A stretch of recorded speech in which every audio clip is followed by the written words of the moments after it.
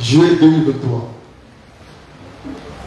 Il s'agira de vous rappeler que Jésus-Christ, homme, était imparfait.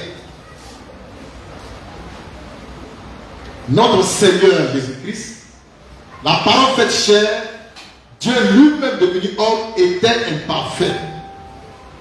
Et ça, il faut être manifeste pour parler comme ça. Car je ne connais pas assez de prédicateurs qui aient assez de cran pour dire que Jésus était imparfait. On sait que Jésus, pour lui, oui, Jésus est parfait, c'est qui est faux. Jésus n'était pas parfait. Il était imparfait. Maintenant, je vais dire pourquoi il était imparfait. D'accord? Nous lisons Hébreux 2, verset 10, pour montrer par l'écriture que Christ était imparfait. Après, je vais donner la raison pour laquelle il était imparfait. Lecture. Il convenait en effet. Il convenait en effet. Que celui pour qui? Oui. Et par qui? Oui. Sur toute chose. Oui. Et pour la conduire à la gloire. Oui. Beaucoup de fils. Oui. Éleva à la perfection. Éleva à la perfection. À la souffrance. À la souffrance. Le prince de leur salut. Le prince de leur salut. Donc on écrit prince du salut. Prince du salut. Le mot prince veut dire quoi? Ça veut dire chef. Ça veut dire auteur. L'auteur du salut, c'est Jésus-Christ homme. Le chef du salut, c'est lui, Jésus-Christ homme. Maintenant, Dieu qui voulait élever Jésus-Christ à la perfection, l'a fait passer par les souffrances.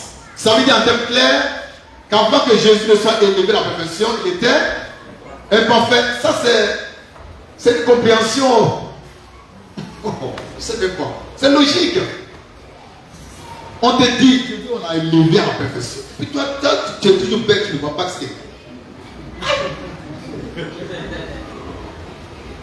Dieu a pris Jésus pour l'élever à la perfection. Ça veut dire qu'il était imparfait avant d'être élevé à la perfection. Donc Jésus-Christ homme était imparfait. Mais je ne dis pas qu'il était impur. Il était saint, mais imparfait.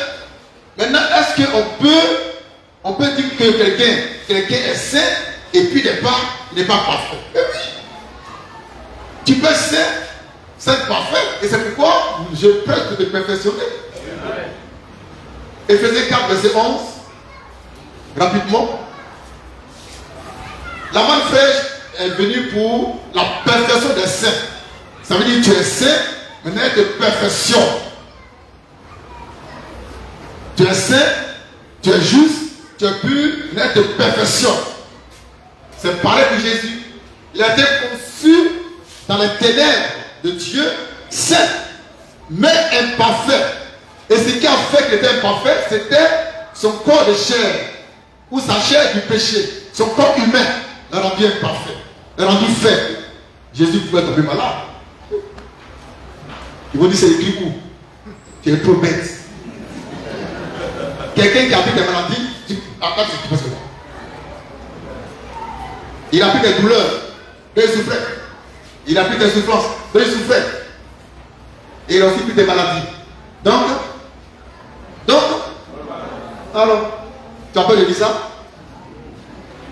Amen. On peut lire rapidement. Éphésiens 4, 11. Oui. Et il a donné.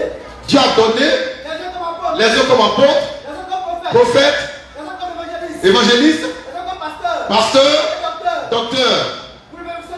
Pour le perfectionnement des saints. Ça veut dire que tu es saint, mais tu n'es pas parfait. Tu es saint avant de te perfectionner. C'est pourquoi Dieu a envoyé la main fraîche.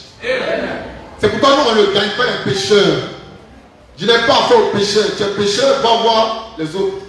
Va à Figayo, tu vas trouver quelqu'un qui va te conduire dans le péché. On a réglé ce problème-là. Maintenant, nous disons Romains 8, verset 1, verset 3. Si quelqu'un prêche aujourd'hui pour gagner les pécheurs, il a un message anachronique. Il n'est pas dans son temps. Dieu ne l'a pas envoyé. Ça fait 2000 ans que l'église est née. 2000 ans qu'elle évolue. Aujourd'hui encore, on gagne les pécheurs. Mais attends, on va lever la main. Que tu vois, Capou Philippe, c'est des plaisantins qui ne connaissent pas le signe du temps de leur temps. Ils bavardent. Nous sommes dans un temps précis où Dieu dit, Jésus dit, si tu pèches, il faut pécher. Amen. Tu te sais, il faut être saint. dit ça rapidement. Après 22, verset 11. Jésus dit maintenant, si tu es un pécheur, reste pécheur, parce qu'on ne va pas te sauver. Si tu es saint, sois saint encore, parce que tu ne vas pas tomber dans le péché. Alors, on passe par ton gars, on gagne les pécheurs. On fait croisade, pour gagner quel pécheur? Et puis remarquez-les. Prenons Kakou Philippe. Il crie à minuit. Et il cherche à gagner les gens de la Tchétouvois. Parce que pour lui, ils sont des païens. Maintenant, Tchétouvois aussi, quand il voit Kakou Philippe, c'est un païen, il peut le gagner à lui. Donc, c'est gagné. Tous ceux qui vont dans les croisades, c'est des chrétiens. Il n'y a pas de païens parmi eux, c'est des chrétiens. Mais celui qui vient prêcher, il pense qu'ils sont païens. Parce que tu ne parles de sa dénomination. Est-ce qu'on se comprend? Allez à Fidèle. Tous ceux qui croient à Gédéon, soit qu'ils étaient méthodistes, soit ils étaient baptistes, c'est des chrétiens. C'est des chrétiens. Il n'y a pas de païen qu'on puisse emmener en conversion. C'est fini ça. Il n'y a pas de pécheur qui puisse se convertir. C'est fini ça. Amen. On va dire.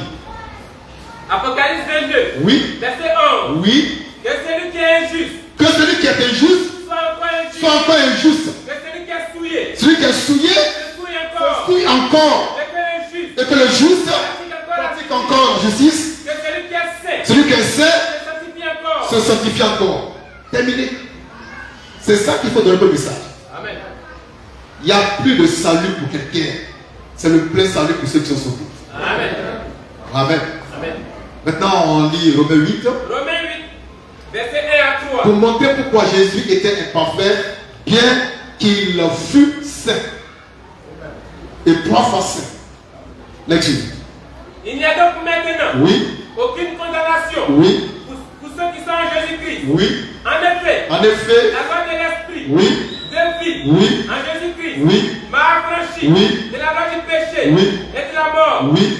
Car Oui. chose impossible à la loi, Oui. parce que la chair Oui. la rendait sans force. Oui. Dieu Dieu a condamné le péché a condamné le péché dans la chair dans la chair en en envoyant à cause du péché à cause du péché son propre fils son propre fils dans une chair semblable semblable à celle du péché. à la chair du péché. C'est la chair du péché dont Jésus était revêtu qui a fait de lui un homme imparfait. Amen. Qu'est-ce que